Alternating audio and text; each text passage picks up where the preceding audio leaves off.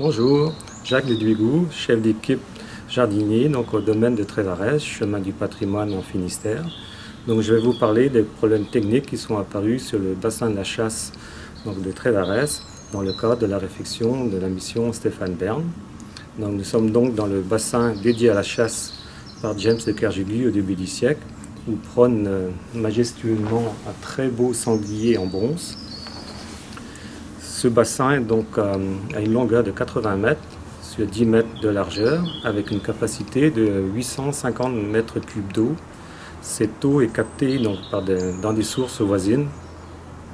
Et donc les problèmes essentiels que nous avons recensés, c'est les problèmes d'étanchéité de l'enduit qui d'ailleurs laisse apparaître le treillis de renforcement de la dalle inférieure. Aussi donc les joints de jointoiement des margelles qui sont en dégradation. Et au point de vue hydraulique, il s'agit essentiellement donc des tuyaux d'arrivée et de distribution donc, à toutes les gargouilles où existaient à l'époque des vannes de réglage de chaque débit. Chaque tête avait un débit particulier. Donc tout ce système est très dégradé. Et donc de plus, donc les fameuses gargouilles, vous voyez, les têtes de géants ou de dauphins sont aussi très dégradées et demandent une restauration donc, à court terme.